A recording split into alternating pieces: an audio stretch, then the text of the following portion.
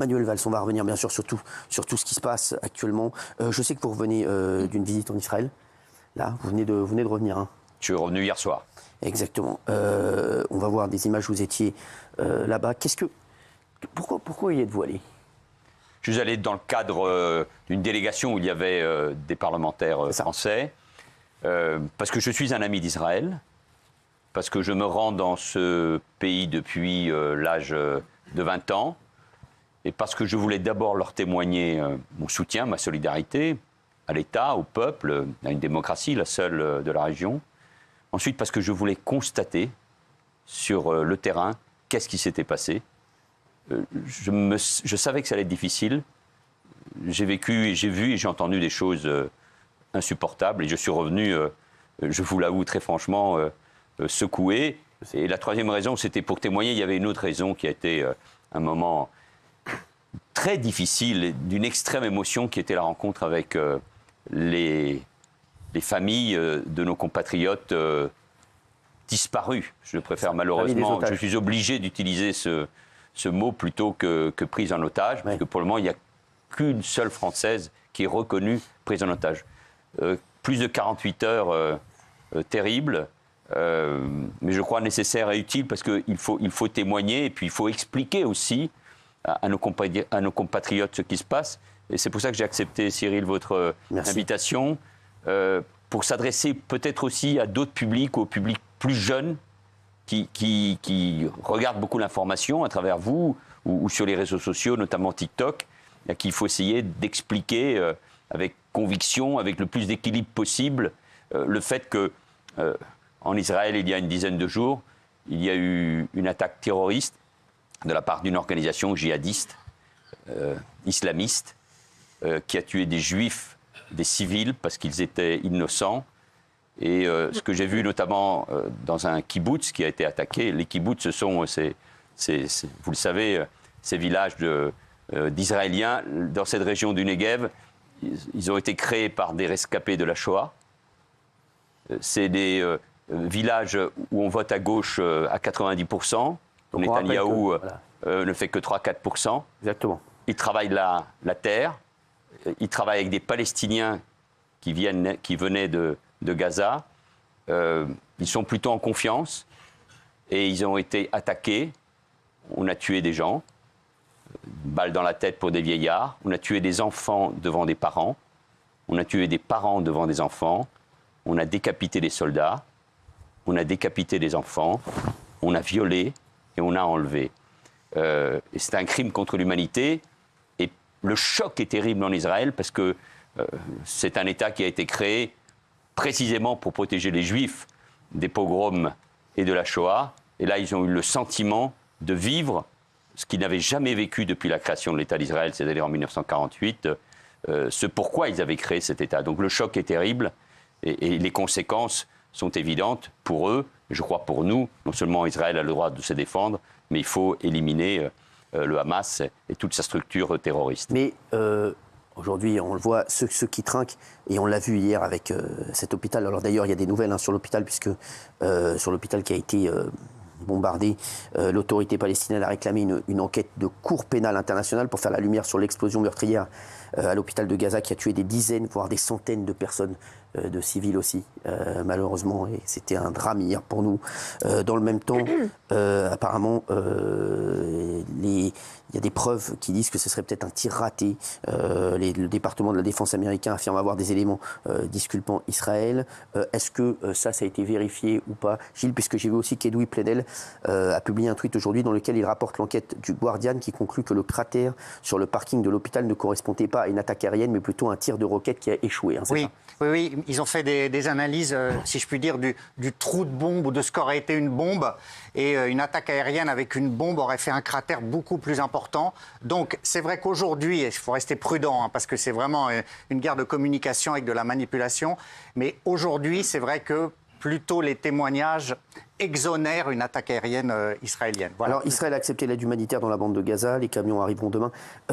Juste, Manuel Valls, que moi je vous pose toutes les questions, il y a beaucoup de gens qui réagissent en direct et qui disent est-ce que vous êtes allé aussi en Palestine également ou pas du tout ? Il se trouve que Là, vous êtes allé pour l'attentat terroriste. Oui, donc voilà. Donc, mais, bien sûr, mais je trouve que... Parce que je vous dis, toutes les questions qui tombent, il y en a énormément Bien comme ça. sûr. D'abord, il faut dire quelque chose, que la peine d'une maman palestinienne est la même que celle d'une maman israélienne. La vie d'un homme, d'une femme, d'un enfant, c'est la même pour tout le monde. Mais la symétrie des souffrances n'est pas la symétrie des responsabilités. Je sais que c'est difficile à comprendre, surtout dans le monde des images, des fausses nouvelles. Et l'hôpital bombardé à Gaza, c'est sans doute, soyons prudents, une fausse nouvelle. Et regardez la conséquence. Regardez la conséquence de cette fausse nouvelle, parce qu'elle enflamme, Cyril, elle enflamme la rue arabe. Et j'ai été étonné, même que des médias français extrêmement sérieux titrent tout de suite bombardement. Je sais. Mais il ne faut pas mettre au même niveau, je sais que c'est difficile à comprendre, ce qui est un acte terroriste avec une seule idée, tuer les Juifs, puisque l'idéologie du Hamas, c'est non seulement la disparition de l'État d'Israël, mais c'est la disparition de tous les Juifs. Dans l'idéologie de l'islamisme radical, il y a d'abord et avant tout l'antisémitisme, et il faut le comprendre pour comprendre aussi ce qui se passe chez nous. Et il faut faire la différence avec ce qui est une guerre et la réponse légitime d'un État, même si cette réponse doit obéir au droit international. Donc faisons bien la différence. Et je rajoute un dernier élément. Je connais Gaza, pour répondre à votre question. Moi, je me suis rendu, 30 fois dans ce territoire, comme Premier ministre ou comme député. Évidemment, toujours, ça n'a pas été le cas cette fois-ci, ça n'était pas possible. Je suis allé à Ramallah voir les autorités palestiniennes. J'étais maire d'une ville qui était jumelée avec le camp populaire de Khan Younes, qui est au sud de la bande de Gaza. Donc, je connais cette région. Et moi, j'espère qu'il y aura un jour la paix. Ah oui. J'espère qu'il y aura la paix. J'étais ami de Shimon Peres.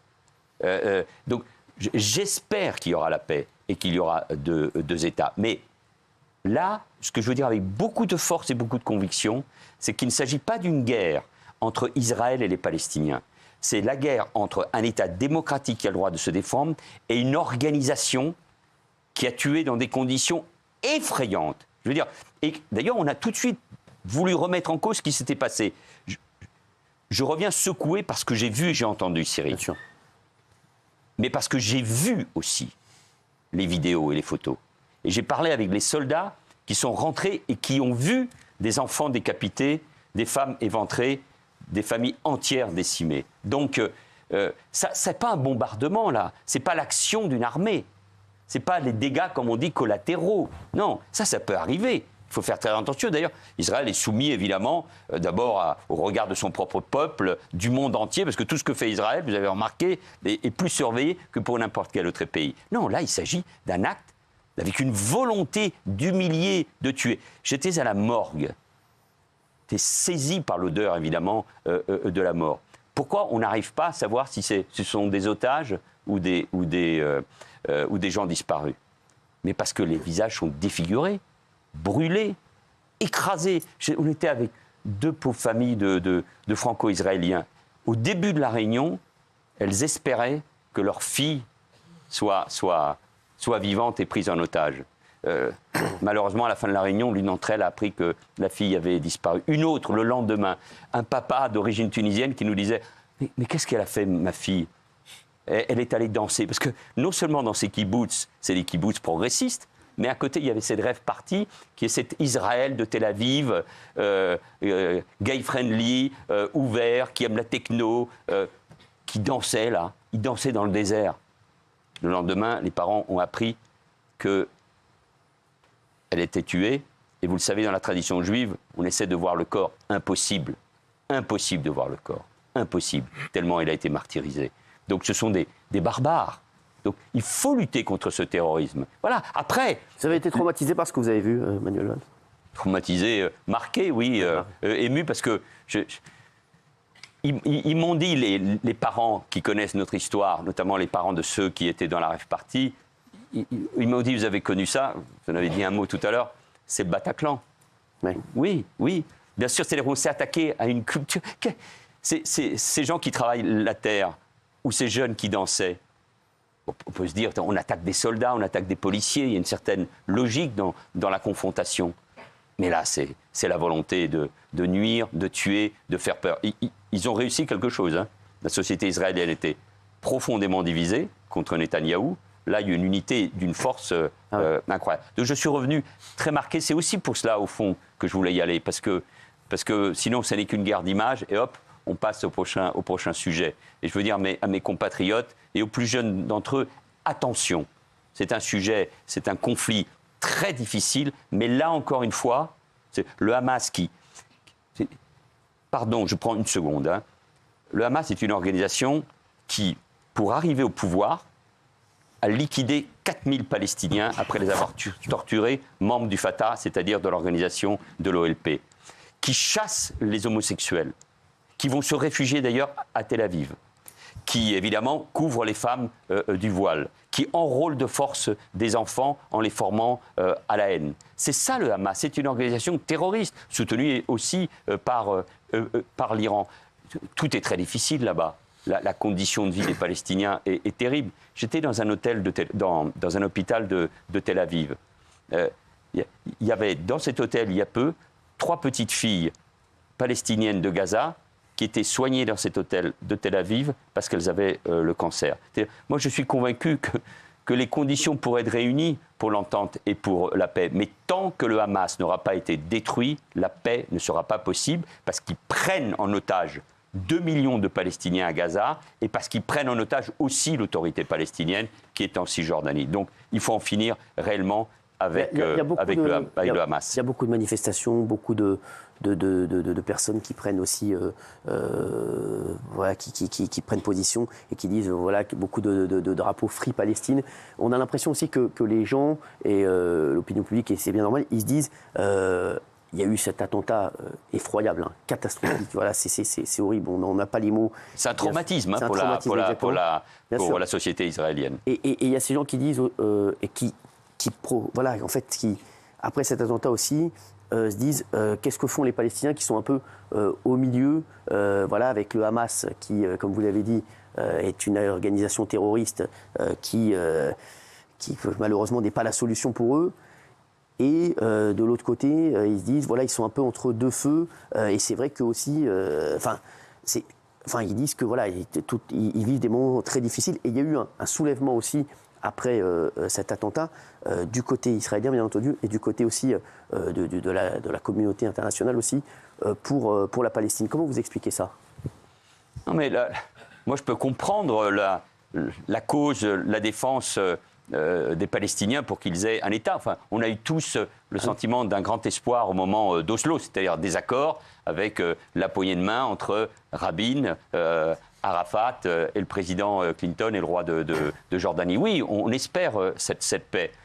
Moi, ce que j'espère, c'est que l'autorité palestinienne, qui aujourd'hui est discréditée, son président a 88 ans, la corruption gangrène cette autorité palestinienne, j'espère qu'ils trouveront la force. Et les Israéliens, de ce point de vue-là, doivent avoir un rôle positif pour retrouver des représentants qui permettent de nouveau la discussion et la paix. Et j'espère que les pays autour, notamment la Jordanie et l'Égypte, joueront également leur rôle. Et je suis persuadé que la communauté internationale, les États-Unis, la France, l'Europe en tout cas, joueront également ce rôle. Il faut offrir une perspective, il faut offrir un espoir. Sinon, c'est l'enfermement et des années de dureté, d'endoctrinement. Quelqu'un a dit avec un peu de cynisme, mais je crois partager cela, si aujourd'hui on votait de nouveau dans les territoires palestiniens, sans doute que le Hamas l'emporterait. Donc c'est terrible de faire ce constat. C'est pour ça qu'il faut éliminer le Hamas. Il faut éliminer le Hamas, mais après il faut créer les conditions, enfin, d'un dialogue. Et ça sera difficile. Vous savez, pour les Israéliens, dire ça, ce que nous sommes en train de dire, c'est difficile à entendre, tellement le choc a été violent. C'est pour ça que tout ce qu'on dit, nous, a son importance. Quand on dit l'hôpital de Gaza, c'est Israël, la rue s'enflamme dans les pays arabo-musulmans, et il y a déjà des condamnations chez nous, alors que aucune enquête a été menée, que, je ne vais pas être macabre, mais que peu de cadavres ont été retrouvés. Alors, justement. Donc ça veut dire que là, il y a quelque chose qui est dangereux. Donc faisons attention, parce que c'est inflammable aussi, Cyril, chez nous. Selon l'agence de presse française AFP, le Hamas a affirmé que 471 personnes avaient été tuées dans l'explosion de l'hôpital de Gaza. Une source de l'Union européenne a déclaré que le nombre de morts était de 10 à 50 personnes au total. Alors c'est énorme, bien entendu, mais voilà, ça a été... Parce que c'est une roquette. Oui. Vous voyez, les dégâts d'une roquette, on ne va pas rentrer dans le détail, c'est terrible. Moi, j'en ai vu pendant que je lis l'interview chez vos confrères de BFM sur une terrasse, ou même quand elle est arrivée en avion, les roquettes, elles sont pulvérisées par ce qu'on appelle le dôme de fer israélien. Oui. Mais les dégâts ne sont pas de même nature, ça peut faire des morts. Une bombe israélienne sur un site précis, puisque aujourd'hui ils bombardent là où il y a des armes et où il y a des dirigeants du Hamas, ça n'est pas le même effet. Bon, donc tout ça, ne nous laissons pas manipuler par ceux qui veulent intensifier le conflit et surtout qui veulent nous expliquer pourquoi le Hamas est une organisation légitime et de résistance, qui est insupportable, évidemment, à entendre. Alors, je voulais vous montrer cet extrait du président de la République qui a été interpellé par un jeune dans la rue au sujet de l'interdiction des manifestations de soutien à la Palestine. Regardez, la scène, c'était en fin d'après-midi, regardez. Je vous donne ma position en toute sincérité. Je pense qu'il y avait un délai de décence, il y avait eu une attaque terroriste, c'était pas bon. Après, je regarde partout comment ça se passe en Europe. Regardez dans toutes les capitales où il y a des manifs. Il y a des éléments très durs qui arrivent et qui font les pires trucs. C'est-à-dire, il y a des gens qui veulent manifester de manière pacifique. Mais dedans se greffent des éléments hyper radicaux qui vont aller brûler des drapeaux d'Israël, défendre le Hamas, etc. Est-ce qu'on a envie de voir ça maintenant ? Moi, je pense qu'on a plutôt envie de se regrouper, d'avoir une voix qui défend la paix, l'arrêt des hostilités, la lutte contre le terrorisme, mais même de manière ciblée et le respect des populations civiles. C'est beaucoup plus efficace que de se déchirer. C'est à Brut, d'ailleurs. Vous êtes d'accord avec lui Oui, sur l'intention, évidemment. Parfois, je trouve qu'on a la mémoire courte parce que je me rappelle qu'en 2014, il y a eu une manifestation à Paris pour le Hamas qui allait de Dieudonné jusqu'à Soral, le néo-nazi, en passant par le NPA, l'extrême gauche. Il y avait la France insoumise et il y avait les islamistes. Bon, une manifestation pour Gaza et pour le Hamas à l'époque. C'est la première fois depuis la libération dans cette manifestation qu'on a crié mort aux Juifs, avec des objectifs clairs. Une synagogue rue de la Roquette, mon domicile qui n'était pas loin, et ensuite la rue des Rosiers. Donc, ces manifestations, je sais ce qu'elles vont charrier.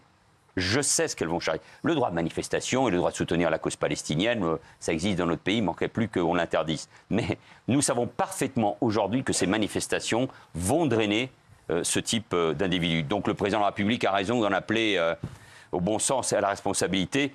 Croyez-moi, j'ai un petit doute sur le fait qu'il soit totalement entendu par un certain nombre de personnes ou de groupes sur ce sens des responsabilités. Alors on va parler justement de ce groupe de la France Insoumise. La France Insoumise d'ailleurs qui a réagi tout de suite, bien sûr, au bombardement de l'hôpital, mais qui n'avait pas toutes les infos, qui a réagi, on voit un Louis Boyard à Gaza, le massacre continue. Aujourd'hui c'est un hôpital qui a été bombardé, au moins 200 morts et des milliers de blessés. Combien de morts faudra-t-il en plus pour que la France appelle au cessez-le-feu? Il y avait de la jouissance dans ces réactions. Bombarder un hôpital, je n'ai pas les mots, Antoine Léaumont, soutien et solidarité.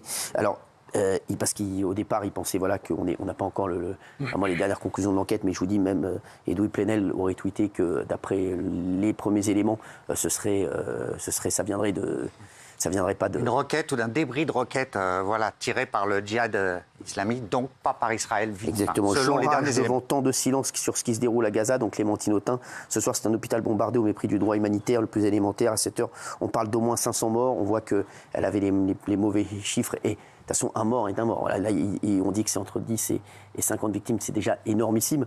Et là, elle a mis 500 morts. Qu'est-ce que vous pensez 500 civils innocents tués. Mathilde Panot, l'armée israélienne a bombardé un hôpital. Donc elle le met, Mathilde Panot, alors que c'est a priori pas le cas. La France Insoumise, est-ce que ce sont des gens qui sont dans l'ignorance, ou ce sont... parce que là, on le voit encore, ils sont encore mal documentés, ils sont encore dans le buzz à tout prix. Est-ce que la France Insoumise, aujourd'hui, est un danger pour la République? Revenir de ces 2 jours, je le fais en vous répondant, et évoquer nos affaires politiques bien sûr. Intérieures, on a le sentiment, franchement, qu'il y a d'autres sujets. Mais comme cette formation-là a fait 22% lors de la dernière élection présidentielle avec Jean-Luc Mélenchon, et qu'elle a des dizaines de députés, et que des gens les écoutent, toute prise de position de leur part, évidemment, lourde de conséquences. Vous avez été bien bon, mais c'est votre rôle de présenter les choses ainsi de manière extrêmement factuelle. Mais il y a une forme de jouissance chez eux, tout de suite, à dire « Oh, c'est Israël, enfin, on va pouvoir les accuser ». Ça nous donne raison, parce qu'ils ont bien compris que leur première réaction après les massacres en Israël était insupportable du point de vue politique et moral.